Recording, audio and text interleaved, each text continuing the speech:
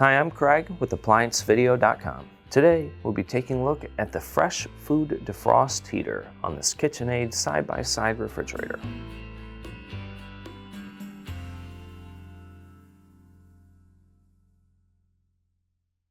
Stop. Before beginning any repair, always be sure to disconnect the power to the appliance.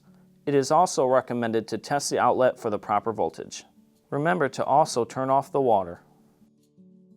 The main reason why you'd be replacing the defrost heater is if the unit is not going through defrost, causing in poor cooling performance. Now, click on the link below to view this repair video.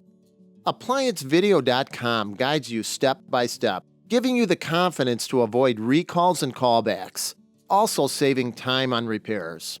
Whether you're up against an uncommon repair or the latest appliance on the market, our videos have been created with you in mind.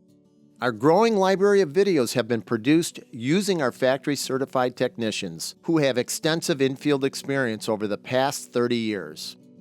ApplianceVideo.com provides high-quality repair videos that anyone can follow, regardless of their skill level. We are here to help.